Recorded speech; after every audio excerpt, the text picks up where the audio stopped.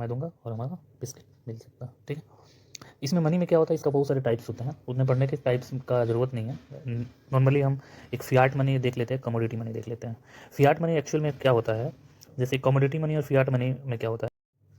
Commodity means क्या हो गया, कमोडिटी मीन्स मान लेते हैं यहाँ पे ये गोल्ड है और यहाँ पे सिल्वर है। ठीक है, तो इसका गोल्ड का और सिल्वर का इसका ये क्या है, इंट्रिंसिक वैल्यू है। ठीक है, इसका अपना वैल्यू है, ये गोल्ड का अपना वैल्यू है, सिल्वर का ये वैल्यू है।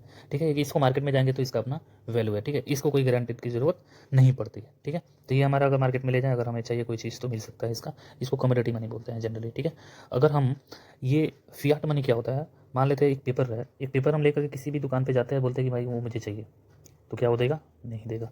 कोई कॉइन्स लेकर जा रहे हैं, बोल रहे हैं कि भाई वो तांबे का ये लोहे का कोई कॉइन्स लेकर गए और बोले कि भाई ये चाहिए, तो कोई देगा, नहीं देगा।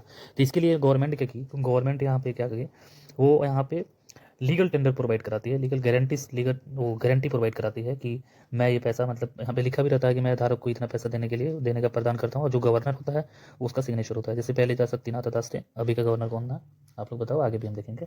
ठीक है, तो संजय मल्होत्रा है अभी गवर्नर। ठीक है, आरबीआई के।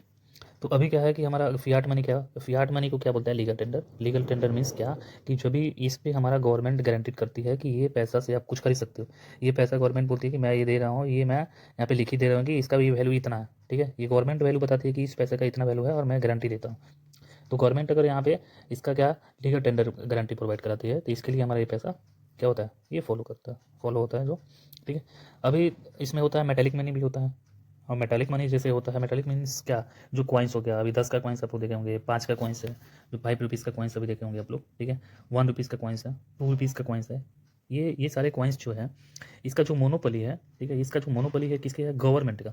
तो गवर्नमेंट के ही पास है ये मिंट, यानी ये बनाने का, ये कॉइन्स कौन बनाता है, ये जनरली क्वेश्चंस भी आ सकते हैं, जैसे कॉइन्स बनाता कौन है, तो कॉइन्स हमारा कौन बनाता है, गवर्नमेंट बनाती है, ये गवर्नमेंट की मोनोपोली है। ठीक है, यहाँ पे देखते हैं ये जो मिंटिंग ऑफ कॉइन्स है, ये सारा जो कॉइन्स है ये कौन बनाता है, यहाँ पे क्या है, सीतारमन दिया हुआ है, ये फाइनेंस मिनिस्टर है, निर्मला सीतारमन।